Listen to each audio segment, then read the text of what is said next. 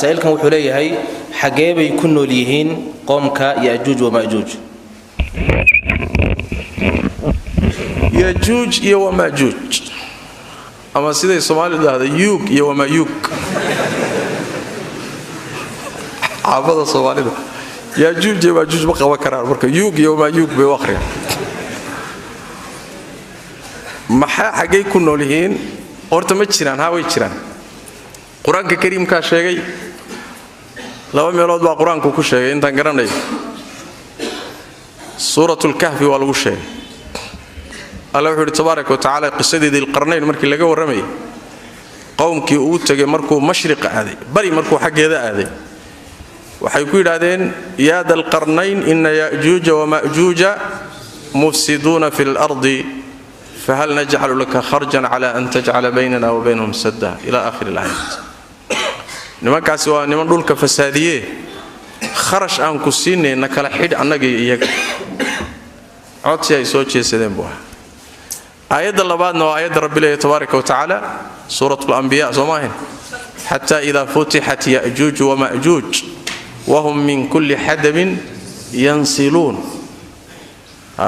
آخر الزمان كي تلماميسا markii la furo oo la soo daayo meel kasto dhulka oo sareysana ay ka soo daataan yaani waxa laga hadlayaa isbedelka weyn ee imaan doona isbedelada adduunka ku soo socda mid kamid ah tayib xadiista nabiga sallallahu alayhi wa sallam alayhi labada aayadood macnaha ay si duuduuban u sheegeen iyo qisada nimankaas bay faahfaahin siyaada ku dartay xadiista nabiga sallallahu alayhi wa sallam horta abtir ahaan waa aadami يأجوج ومأجوج جن معه ملائكة معه جنسي كلا معه وابن آدم هرت قدك الله بعد ويه نبي صلوات ربي وسلام عليه وحو الشيء وقت جاي صابح دوران وحي صابح دوران مركي دجال يماتو بين عليه دجالها النبي عيسى كذب يماد وسود النبي عيسى ودجال دلو دجال مركو دلو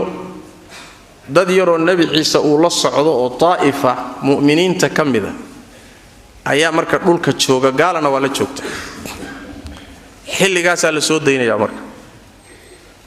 marka la soo fasaxo soo fakadaan wax alla waxay soo maraan oo lacagtay marinaya biyo iyo baad toona ka tagmayaan bini aadan ka tag waa cunayaan nabi ciise ayuu Allah tabaaraka wa taala wuxuu ku leeyahay dadkan yar ee muuminiinta kula socda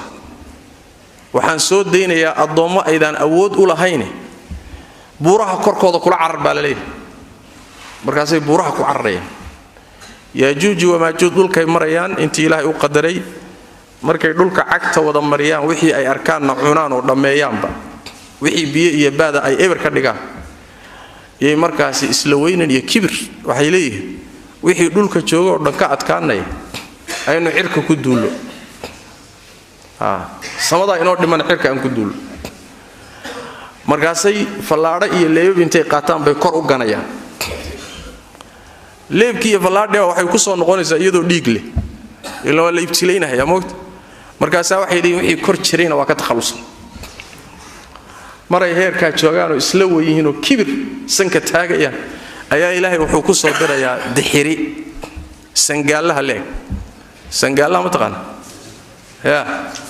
magaalku ma yaqaan laakiin dadkii geela dhaq jiray way yaqaan waa baa yaro sanka geelu markuu hindhiso ka soo dhacawa kaasa ilaahay ku salidaya kiiba marka qoorta ka galay ayagoo dhan buu daadina marka ninkii kibiraaniyiinta xiriyo dhulba ka adkaaday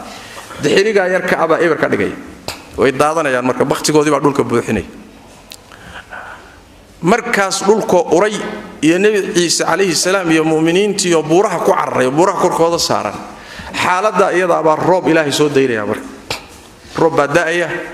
roob kaasa marka qaadaya qashinkoodii iyo lafahoodii iyo urkoodii qaaday badaha ku daray dhulkii oo nadiif ah ayaa nabi ciise marka muuminiintii la socotay soo dagalay dhulka iimaanay dhulka markay u soo dagaan qiyaamadii baa soo dhow marka dabayl yar baa iimaanayso khafiif kooxdii nabi muuse la socotay nabi ciise la socotay mu'miniinta waa inta ugu dambeysay mu'miniinta ee dhulka joogi doonta ee ugu dambeysay tagi doonta waa kooxdii iyada ahayd bay dabayshaasi maraysaa naftay ka qaadaysaa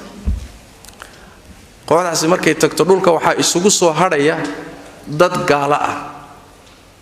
wax laa ilaaha illa allah le ama allah la riwaayada muslim dhulka ma joogayo markaa gaala isugu soo hadhaysa yatahaarajuna taharuj al-humr sida dameeraha kale isu roorsanay dadka noocaas bay qiyaamadu ku dul dhacaysaa marka tafaasiisha noocaas nabiga bixi sallallahu alayhi wasallam sadigii uu ku xidhay nabi maxaanu jira uu ku xidhay dul qarnayn ku xidhay sadigaasay ku xidhay xadiisdu waxay tilmaamaysaa inay kolba isku dayaan inay ka soo gudbaan oo qodaan oo kolba muxuu ka hoydaan oo hadana meeshiisa ku soo noqdo ku rafaadsan yihiin laakiin aakhirka way uun soo bixi doonaan oo waqtiga Ilaahay qadaray baa la soo saari doonaa tafaasiisha waxa bixisay xadiista nabiga sallallahu alayhi wasallam su'aashu waxay tahay xagee joogaan marka sooba daas waa macluumaad siyaade laakiin xagee joogaan Allahu a'lam jawaabteedu waxa weeyaan Allahu a'lam dhulka Ilaahay xagee kaga nooliyay malayqan kulay sida quraanka laga fahmay suuratul kahfi dhanka bari bay xigaan bari bay jiraan laana dul qarnayn meesha uu kula kulmayo waa markuu dhanka bari aaday baaxithiinta qaar kamid oo kutubta qortay baa waxay leeyihiin yaajuuj iyo maajuuj kan laga warramayo waa China waa Shiina nimankii soo darbiga ma soo goosan waxay leeyihiin oo waliba ay ku darayaan caalamkan hadda awoodiisii dhanka Shiinaha aaday Shiinihiina adduunka ku soo fakaday tiradiisuna ay wax walba ka badanto wax walba uu jiiri karo halkaasii bagiliyeen waxay yiraahdeen meel kale ummad badan ku xariisanta lama haye adduunkii satellite baa soo wada sawiray adeer China weeyaan halka rag baa dhigay laakiin tafsiirka noocaasi waa tafsiir baciid ah waa tafsiir fog waa tanziil iska la dhihi karayo muxuu ahaay waa un nino baa un iska ijtihaaday saladu marka waxay ku fiican tahay quraanku wuxuu sheegayna waa rumaynayna xadiista nabigu intay ku dartay tafaasiishana waa rumaynayna xagay joogaan iyo wixii inta gaarsiisanna waa ka aamusayna waqtigeeda la sugi laakiin ilaahayna ma gaarsiiyo hada billahi tawfiiq sallallahu alayhi wa sallam wa baraka ala nabiyina muhammad wa ala alihi wa sahbihi